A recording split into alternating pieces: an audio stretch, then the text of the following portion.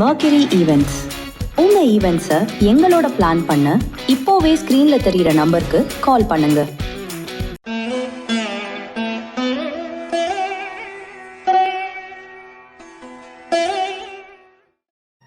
ஓம் சரணாகத தீனார்த்த பரித்ராண பராயணை சர்வஸ்யார்த்திகரே தேவி நாராயணி நமஸ்துதே. வணக்கம் நேயர்களே, இது மகாலட்சுமி ஜோதிடம் வழங்கும் காலச்சக்கரம். உங்கள் அன்பு ஜோதிடர் ஸ்ரீராம்ஜி பேசுகிறேன். அனைவரும் நலமுடன் இருக்கிறீர்களா? நன்றாகத்தான் இருப்பீர்கள், நன்றாக இருக்க வேண்டும். இன்றைய காணொளியில் நாம் காண இருப்பது உங்கள் லக்னாதிபதியின் 9 குணங்கள். அந்த வரிசையில் ரிஷப லக்னம். ஒவ்வொரு லக்னத்திற்குள்ளும் 9 விதமான தனித்துவமான குணங்கள் ஒளிந்திருக்கும். நார்மலாக இப்போ ரிஷப லக்னம்னா சுக்கிரனுடைய வீடு, பெண் வீடு, சௌமிய வீடு அப்படின்னு ஒரு பொதுவான பலன் இருந்தாலும் அதற்குள்ளும் நுணுக்கமான உட்பிரிவுகள் உண்டு. இந்த உட்பிரிவுகள் நவாம்ச லக்ன அடிப்படையில் ஒரு மனிதனுக்கு ஆக்டிவேட் ஆகும். இதை பற்றி நம்ம மேச லக்னத்துக்கு விரிவாக பேசியிருக்கோம். அதோடைய தொடர்ச்சியாக இன்றைக்கு ரிஷப லக்னம். ரிஷப லக்னத்தை பொறுத்த வரைக்கும் பார்த்திங்கன்னா பூமி தத்துவ லக்னம், நிலைத்த வீடு. ஸோ எந்த பலனை தரதாக இருந்தாலும் ரிஷபம் நீடித்து நிலைத்து கொடுக்கக்கூடிய தன்மை கொண்டது. ஸோ அப்படி இந்த நிலைத்த வீடான ரிஷப லக்னத்தில் சுக்கிரனுடைய ஆதிபத்தியம் விடுதி வீடாக வருகிறது. சுக்கிரனுடைய மூலத்திரிகோண வீடு பார்த்திங்கன்னா துலாம். ரிஷபம் ஒரு நிலைத்த வீடு. இந்த நிலைத்த வீட்டில் கார்த்திகை நட்சத்திரம் 2, 3, 4ஆம் பாதம், ரோகிணி நட்சத்திரத்தின் முழு பாதங்களும் அதாவது 4 பாதங்களும் மற்றும் மிருகசீர நட்சத்திரம் 1, 2ஆம் பாதங்களுமோ 9 பாதங்கள் பிரிந்திருக்கும். நீங்கள் ரிஷப லக்னத்தில் பிறந்திருந்தாலும் ரிஷப லக்னம் நவாம்சத்தில் மகர லக்னம் அப்படின்னு வர்றதுக்கான வாய்ப்புகள் இருக்கும். கார்த்திகை 2ஆம் பாதத்தில் உங்கள் லக்ன புள்ளி ஆரம்பிச்சிச்சுன்னா இப்போ என்ன ஆகும்னு பார்த்தீங்கன்னா லக்னத்துக்கு 9வது லக்னம் நவாம்ச லக்னமாக வரும். இது ஆட்டோமேட்டிக்காக இதுவும் பூமி தத்துவம், இதுவும் பூமி தத்துவங்கிற போது அதீதமான பொறுப்புகளை சுமக்கும் விதிகள் உண்டாகும். குடும்பத்துக்காக மாடா உழைச்சி ஓடா தேயறதுன்னு சொல்லுவாங்க இல்லையா, அந்த அமைப்பு இதில் வந்துடும். நீங்கள் ரிஷப லக்னத்தில் பிறந்து உங்களுக்கு நவாம்சத்தில் மகர லக்னம் விழுந்துச்சுன்னா வாழ்நாள் முழுக்க பொதி மாடு தான். நீங்கள் பொதி சுமக்கிறதுக்குன்னே படைக்கப்பட்டவர் அப்படிங்கிறது மாதிரியான ஒரு அமைப்பு. ஏன்னா ரெண்டுமே பூமி தத்துவத்தில் வந்துடுங்கிறதுனால. ஆனால் அதே நேரத்தில் செயல்திறன் மிகுதியாகவே இருக்கும் அப்படிங்கிறதுல குறை ஒன்றும் இல்லை. செயல்படக்கூடிய வாய்ப்புகள் இருக்கும். சனி பகவானுடைய மிக முக்கிய வீடான காலபுருஷனுடைய 10ஆம் வீடு உங்களுக்கு நவாம்சத்தில் 9வது லக்னமாக வர்றதுனால ஆட்டோமேட்டிக்காக ஒரு குடும்பத்தில் தகப்பன் இருந்து செய்ய வேண்டிய அனைத்து கடமைகளையும் செய்யும் தகுதி கொண்ட ரிஷப லக்னமாக நீங்கள் ஆயிடுவீங்க. புரியுதுங்களா? உங்களுக்கு ராசி கட்டத்தில் ரிஷப லக்னம், நவாம்ச கட்டத்தில் மகர லக்னம் அப்படி விழுகுதுன்னா இந்த அமைப்பு பொருந்தும். அதுவே ராசி கட்டத்தில் ரிஷப லக்னமாகி நவாம்ச கட்டத்தில் கும்ப லக்னமாக வருது, உங்கள் லக்னத்துக்கு 10வது வீடு உங்கள் லக்னமாக வர்றது அப்படிங்கிற அந்த அமைப்பு வரும்போது ஆட்டோமேட்டிக்காக செயல் கர்மா அப்படிங்கிற மாதிரி வேலை வேலை வேலை வேலை தான் எனக்கான வாழ்க்கை அப்படிங்கிற எண்ணங்களும் சிந்தனைகளும் செயல்திறனும் போயிடும். இதுவும் சனியோட வீடு தான், இதுவும் நிலைத்த வீடு தான். ஸோ நிலையான உத்தியோகம், அரசு உத்தியோகம், அதிகார பதவிகள், நீடித்து நிலைத்து ஒரே இடத்துல வேலை செய்கிறது, ஒரே மாதிரியான வளர்ச்சி, சீரான வளர்ச்சி, முன்னேற்றம், இந்த மாதிரியான பலன்கள் கிடைக்கப்படும். ஸோ இதில் லக்னாதிபதியும் நவாம்ச லக்னாதிபதியும் 2 பேரும் நண்பர்களாகவும் ஆயிடுவாங்க. அப்போ ஆட்டோமேட்டிக்காகவே அந்த கர்மாவை வெளிப்படுத்துவதற்கான பிறப்பாக போகும். அப்போ இவங்களுக்கு அந்த உத்தியோகத்தின் சிறப்பு, உத்தியோகத்தில் நிலைத்த தன்மை, உத்தியோகத்தை வைத்தே தன்னை அடையாளப்படுத்திக் கொள்வது, இது ஆண் பெண் 2க்குமே பொருந்தும். உங்களுக்கு குடும்பம் முக்கியமாக வேலை முக்கியமானு இந்த அமைப்பு உள்ளவங்களை கேட்டால் எனக்கு வேலை தான் முக்கியம்னு சொல்லிடுவாங்க. அதாவது ராசி கட்டத்தில் ரிஷப லக்னமாகவும் நவாம்சத்தில் உங்களுக்கு கும்ப லக்னமாகவும் விழுந்ததுன்னா அது கார்த்திகை 3ஆம் பாதத்தில் லக்னம் விழுவும். அப்போ ஆட்டோமேட்டிக்காகவே அந்த அமைப்புகள் உங்களுக்கு வந்துடும். ராசி கட்டம் ரிஷப லக்னமாகி நவாம்சம் மீனமாக போகும். கார்த்திகை 4ஆம் பாதத்தில் போய் மீனமாக விழுகும்போது இது புஷ்கர நவாம்சங்கிற ஒரு அடிப்படையிலையும் வரும். லக்னம் புஷ்கர நவாம்சம் வாங்கியிருக்கிறதுன்னு லாப லக்னமாக வர்றதுங்கிறது ஒரு சிறப்பான அமைப்பு. லாப மேன்மைகள் உங்களுக்கு அதிகமாக இருக்கும். நிறைய பிரயாணங்கள் செய்யக்கூடிய வாய்ப்பு கொண்ட குணம் உள்ளவராக இருப்பீங்க. கொஞ்சம் உல்லாச சல்லாப குணங்களும் இருக்கவே செய்யும்.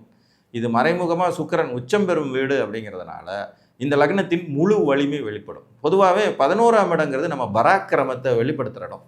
இந்த பராக்கிரம ஸ்தானத்தில் போய் உங்களுடைய நவாம்ச லக்ன புள்ளி விழுகுது அப்படிங்கிற போது ஆட்டோமேட்டிக்காக நீங்கள் உங்கள் பராக்கிரமத்தை முழுமையாக வெளிப்படுத்துவீர்கள்.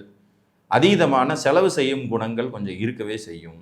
இது குருவுடைய வீட்டில் சுக்கிரனுடைய லக்னத்தின் நவாம்ச விழுகுதுங்கிற ஒரு முரண்பாடு இருக்கிறதுனால சொல்லுக்கும் செயலுக்கும் சற்று முரண்பாடுகள் இருக்கும். சொன்ன சொல்ல காப்பாற்றும் தன்மைகளில் அடிக்கடி தவறுவீர்கள். அதனாலேயே வாக்கு கொடுக்கறதுல ரொம்ப ரொம்ப கவனமாக இருக்க வேண்டியது அவசியம். இது காலபுருஷனுக்கு 12ஆம் இடம் அப்படிங்கிற அடிப்படையில் அயன சயன போக சுகத்துக்கு கொஞ்சம் முக்கியத்துவம் கொடுக்கக்கூடிய லக்னமாக வந்துடும் ரிஷபம். நார்மலாக ரிஷப லக்னக்காரங்க அப்படி இருக்கவே மாட்டாங்க. அவங்க குடும்பத்துக்காக கூட பிறந்தவங்களுக்காக, அம்மாவுக்காக, மனைவிக்காக, குழந்தைக்காகனே வாழும் தகுதி உள்ளவங்க. ஆனால் அங்கே தான் இந்த வித்தியாசமான குணம் கொண்ட மனிதர்களை அதே ரிஷப லக்னம் உருவாக்கும். உங்களுக்கு நவாம்சத்தில் மீன லக்னம் விழுகும்போது கொஞ்சம் ஜாலியான பேர்வழிகள், பெருசாக பொறுப்புகளை சுமக்க மாட்டாங்கிற எண்ணம் கொண்டவர்களை உருவாக்கிவிடும் தன்மை உடையதாக இருக்கும். நிறைய டிராவலுக்கு ஆசைப்படுறவங்க, கொஞ்சம் தன்னுடைய சுகத்துக்கு முக்கியத்துவம் கொடுக்குறவங்களா இருக்கிற வாய்ப்புகள் உண்டாகும். அதுவே ரிஷப லக்னம் நவாம்சத்தில் மேச லக்னம், அதாவது ரோகிணி நட்சத்திரம் 1ஆம் பாதத்தில் உங்கள் லக்ன புள்ளி விழுகும்போது என்ன ஆகும்னா, அதிகாரத்தை எப்படி ஏனும் கைப்பற்றி விட வேண்டும் என்று நேரடியாகவும் மறைமுகமாகவும் முயற்சி செய்யும் தன்மை கொண்டவர்களாக நீங்கள் மாறிடுவீங்க. சற்று முரட்டுத்தனமும் பிடிவாதமும் உங்கள்கிட்ட நேச்சுரலாகவே வந்துடும். முரட்டுத்தனம் இருக்கும், பிடிவாதம் இருக்கும், செயல்திறன் இருக்கும். விரயத்தை பற்றி, அதாவது இழப்புகளை பற்றி கவலைப்படாத ஒரு முன்கோபம் மறைமுகமாக மெல்லிச ஒரு கோடு மாதிரி ஓடிக்கிட்டே இருக்கும். சற்றென்று உணர்ச்சி வசப்படுவது, உணர்ச்சி வசப்பட்ட நிலையிலே முடிவுகள் எடுப்பது, தலைமை தாங்கும் எண்ணங்கள் சற்று மிகுதியாக இருப்பது, தானே முழு பொறுப்பையும் ஏற்றுக்கணுங்கிறது குணத்தில் இருக்கிறது, ஒரு மாதிரி ஆட்டிடியூட் காட்டக்கூடிய தன்மையும், ரிஷபலக்கணத்துக்கு உண்டான அந்த சகிப்புத்தன்மை, பொறுமை சற்று குறைபாடு உள்ள வீடாகவும் மேசம் நவாம்சத்தில் வரும். இது நீங்கள் புரிந்து கொள்வதற்கு ஒரு விளக்கம். நீங்கள் ரிஷபலக்கணத்தில் தான் பிறந்திருக்கீங்க. அதுக்குள்ளே இருக்கிற 9 விதமான கேரக்டர்ஸை தான் நம்ம இப்போ ஒன்றா பார்த்துட்டு வரோம். இந்த கேரக்டர்ஸை ஜட்ஜ் பண்ணுறதுக்கு நவாம்சத்தில் அதே ரிஷபலக்கணத்துக்கு என்ன லக்னம் விழுகுதுங்கிற அடிப்படையில் பலன் சொல்கிறேன். இப்போ ரிஷபலக்கணத்தினுடைய ஆரம்ப புள்ளி மகரத்தில் வரும், நவாம்சத்தில், அடுத்து கும்பத்தில் வரும், அதுக்கடுத்து மீனத்தில் வரும், அதுக்கடுத்து மேசத்தில் வரும். மேசம்ங்கிறது வந்து ரோகிணி 1ஆம் பாதம் ரிஷபலக்கணம் அமைப்பில் பிறக்கிறவங்களுக்கு இந்த அமைப்பு வரும். அடுத்து ரிஷபத்திலேயே ரிஷபம் விழுகிறது. இது லக்ன வர்க்கோத்தமம்னு சொல்லுவாங்க. இது ஒரு அருமையான அமைப்பு.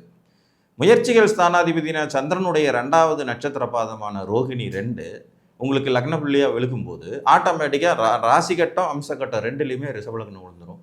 இது ஒரு லக்னத்தின் வலுவை அதிகப்படுத்தும் அமைப்பு. 10-20 மார்க் கூடுதலாக பிறக்கிற மாதிரி லக்னம். சுக்கிரனுடைய நிலையை பொறுத்து கடும் உழைப்பு, நிலைத்த முன்னேற்றம், வளர்ச்சி, குடும்ப பாசம், குடும்ப பற்று, பொறுப்புகளை சுமப்பது, தனது நலன்களை தியாகம் செய்வது, மற்றவர்களுக்காகவே வாழ்வது, கலைத்துறையில் சாதனை புரிவது, சுக்கிரனுடைய இயல்பு ரொம்ப அதீதமாக இருக்கிறதுனால ஒரு மாதிரி லக்ஸரியஸான வாழ்க்கைக்கு அடிகோள்வது, வீடு வாசல் வாகன சுகங்கள் பெறுவது, நிலைத்த தனம் பெறும் யோகியதைகள் அடைவதுன்னு ஒரு மாதிரி நல்லாவே இருக்கும். ஏன்னா ராசி கட்டம் நவாம்ச கட்டத்தில் ஒரே குணம் திரும்பி ரிஃப்ளெக்ட் ஆகிறதுனால இவர்கள் ஒரு நிலைத்த தன்மை கொண்ட மனிதர்களாக வருவாங்க. நிலைத்த தன்மை கொண்டனா சொல்ல காப்பாற்றுவாங்க, செய்து கொடுத்த சத்தியத்தை காப்பாற்றுவாங்க, வாக்கு மீற மாட்டாங்க, நல்ல பழக்க வழக்கங்களை அடிமையாக்கிக்குவாங்க, குடும்பத்திற்காக எதையும் செய்வாங்க. அந்த நிலைத்த தன்மை திரும்பி ரிப்பீட் ஆகிறதுனால குடும்பத்திற்காக எதையும் செய்து பொறுப்புகளை சுமக்கும் மனிதர்களாக இருப்பாங்க. இது ஒரு நல்ல அமைப்பு. அதே மாதிரி ரிஷப லக்னத்தில் பிறந்து நவாம்சத்தில் மிதுனம் வரும். அது வந்து பார்த்திங்கன்னா ரோகிணி 3ஆம் பாதத்தில் உங்கள் லக்னம் விழுகும்போது வரும். இது வந்து ஒரு காற்று லக்னம், ஒரு நிலையற்ற தன்மை கொண்டது, வாக்குஸ்தானமாகவும் வரக்கூடியது. உங்கள் லக்னத்துக்கு வாக்குஸ்தானமாகவும் வரக்கூடியது. காலவர்ஷோடைய 3ஆம் இடம். அதிக தொடர்புகளை விரும்பும் மனிதர்களாக இந்த ரிஷப லக்னக்காரங்க இருப்பாங்க. அதீதமான தொடர்புகள், அதனால் ஏற்படக்கூடிய விளைவுகள், நிறைய நண்பர்கள் வச்சுக்கிறது, நண்பர்கள் மூலமாக வந்து வெளியில் போகிறது, ட்ராவல் பண்ணுறதுங்கிற மாதிரியான அமைப்பு, பேச்சாற்றல் மிக்கவர்களாக இருக்கிறது, நடிப்பாற்றல் மிக்கவர்களாக இருக்கிறது, புதனுடைய துறை சார்ந்த திறமைகள் வளர்த்து கொள்வது. உதாரணமாக இந்த அமைப்பு ஜோசியருக்கு நல்லாயிருக்கும், வக்கீலுக்கு ரொம்ப அருமையாக இருக்கும், டாக்டருக்கு அருமையாக இருக்கும், ஆடிட்டருக்கு ரொம்ப அருமையாக இருக்கும். புரியுதுங்களா? புதனுடைய துறை, அதில் கம்ப்யூட்டர் இன்ஜினியர், ஒரு தலைமை நிர்வாகி, HR மாதிரியான பொறுப்புகள் இருக்கிறவங்க, வெளிநாட்டில் போய் நல்லா சம்பாதிக்கணும்னு நினைக்கிறவங்களுக்கு இந்த ரிஷப லக்னம் நவாம்சத்தில் மிதுன லக்னமாய் பரிமளிக்கும் போது அந்த குணாதிசயங்கள் ஏற்படும். நிறைய தொடர்புகள் இருக்கும், இவங்களுக்கு தெரியாத விஷயங்களே இருக்காதுங்கிற மாதிரி. முதல் லக்கு வரை எல்லா டிபார்ட்மெண்ட்லேயும் ஆள் வச்சுட்ருப்பாங்க. எல்லாத்தையுமே வந்து வேகமாக செயல்பட்டு சிந்திக்கும் தன்மை கொண்டவர்களாக இருப்பாங்க. அதுவே ரோகிணி 4ஆம் பாதத்தில் ரிஷப கடகத்தில் போய் விழுகுது. அதாவது நீங்கள் ராசி கட்டத்தில் ரிஷப லக்னத்தில் பிறந்து நவாம்ச கட்டத்தில் உங்களுக்கு கடக லக்னம் விழுகும்போது இது ஒரு வலிமையான அமைப்பு. ஏன்னா சந்திரன் நேச்சுராகவே ரிஷபத்தில் உச்சம் பெறக்கூடிய தன்மை, இது சந்திரனுடைய நட்சத்திரமும் கூட. நவாம்சத்தில் ஒரு சர லக்னம் கிடைக்கப்பெறுவது சிறப்பு. எப்போவுமே சர லக்னங்கள் நவாம்சத்தில் அமைஞ்சால் கூட நீங்கள் ஒரு சிறப்பு மிக்க மனிதராக இருப்பீங்க.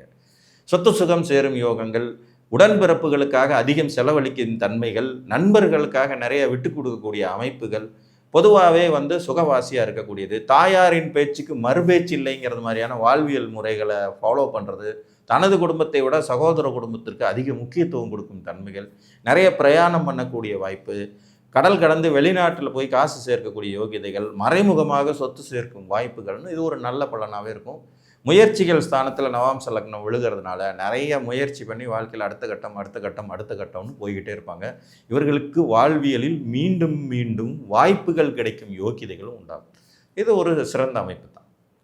நவாம்சத்தில் கடக லக்னம் விழுகுது. அதே ரிஷப லக்னத்தில் பிறந்து நவாம்சம் சிம்ம லக்னத்தில் விழுகிறது. அதாவது மிருகஸ்ரீடம் 1ஆம் பாதத்தில் உங்கள் லக்னம் புள்ளி விழுந்துச்சுன்னா அங்கே போய் விழும். இது ஒரு நல்ல அமைப்பு.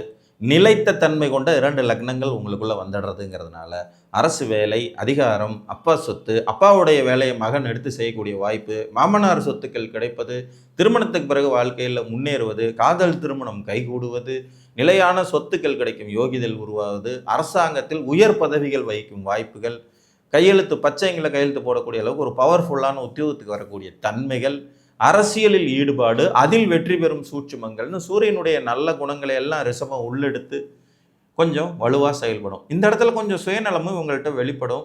ஏன்னா சிம்மம் கொஞ்சம் நவாம்ச லக்னமாக விழும்போது சுயநலம் ஆட்டோமேட்டிக்காக வந்துடும். தனக்கு மிஞ்சி தான் தானமும் தர்மங்கிறதுல தெளிவாக இருப்பாங்க.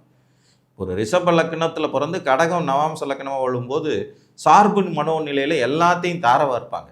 அதுவே ரிஷப லக்னத்தில் பிறந்து சிம்மம் நவாம்ச லக்னமாக விழுகும்போது எனக்கு போக மிச்சம் இருந்தால் உனக்கு தர்றேங்கிற அந்த குணம் அப்படியே வெளிப்படும். இது டோட்டலாக பார்த்தீங்கன்னா கான்ட்ரவைஸியாக இருக்கும். அதுதான் அந்த நவாம்ச லக்னம் தர்ற 9 குணபேதங்களின் சூட்சுமங்கள். புரிஞ்சிருச்சுங்களா? ஸோ சிம்மமாய் விழுகும்போது ரெண்டுமே நிலைத்த தன்மைங்கிறதுனால நல்ல நிலைத்த புகழுடைய வளர்ச்சியுடைய தனது காரியங்களில் வெற்றி பெறும் யோகிதை கொண்டவராக ஜாதகர் இருப்பார். ரிஷப லக்னம் கடைசியாக விழுகக்கூடிய நவாம்ச லக்னம் கன்னி.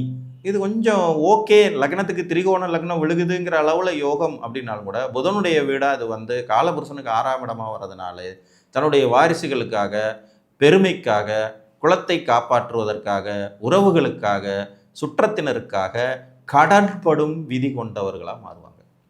அவசர புத்தித்தனத்தினாலையும் அவசரமாக வாக்கு கொடுத்துறதுனாலையும் ஒருத்தருக்கு சொல்ல காப்பாற்றணுமேங்கிறதுக்காகவே இவங்க தேவையே இல்லாமல் லைஃப் லாங்கும் கடனை தூக்கி சுமந்துக்கிட்டு உட்காந்துட்டு இருக்கக்கூடிய விதி கொண்டவங்களாக இருப்பாங்க. குழந்தைங்கள நல்ல விதமாக கட்டி கொடுக்கறது, அவங்கள நல்ல விதமாக படிக்க வைக்கிறது, அவங்கள செட்டில் பண்ணுறதுங்கிறதுக்காகவே இவங்க கடங்காரனாவாங்க. ஒரு மாதிரி செக்குமாடு தத்துவங்கிறது மாதிரி தான் இவங்களோடது இருக்கும். ரெண்டுமே பூமி தத்துவத்துக்குள்ளே வந்துடுறதுனால பொறுமை மேலும் பொறுமைங்கிறது மாதிரி அப்படியே தன்னை அழித்து கொண்டு மெழுகுவர்த்தி வாழ்க்கைன்னு வச்சுக்கோங்களேன். மெழுகுவர்த்தி என்ன பண்ணும்? எரிய ஆரம்பிக்கும், வெளிச்சம் கொடுக்கும். அதுக்கு கீழே பார்த்திங்கன்னா இருட்டாக இருக்கும். அது தன்னை கொஞ்சம் கொஞ்சமாக அழிச்சுக்கிட்டே வரும். நிறைய அறிவும் நாலேஜும் திறமையும் இருக்கிற மனிதர்களாகவே இவர்கள் இருந்தாலும் குடும்பத்திற்காகவே தன்னை உழைத்து அழித்து கொள்ளும் தன்மை கொண்டவர்களாக இருந்தாலும் அதுக்கான கிரெடிட்டோ பெருமையோ நல்ல அப்பா நல்ல ஒரு குடும்ப தலைவருங்கிற பேரோ கிடைக்காது. இது ஒரு மாதிரி விரக்தியான நவாம்ச லக்னமாகவே வரும். ஸோ இது ரிஷப லக்னத்தின் 9 விதமான உட்பிரிவுகள் கொண்ட லக்னங்களின் தொகுப்பு. மீண்டும் ஒரு காணொளியில் மற்றொரு லக்னத்தின் தன்மைகளை அறிந்து கொள்வோம் என்று கூறி உங்களிடமிருந்து அன்புடன் விடைபெற்றுக் கொள்வது உங்கள் அன்பு ஜோதிடர் ஸ்ரீராம்ஜி. நன்றி, வணக்கம்.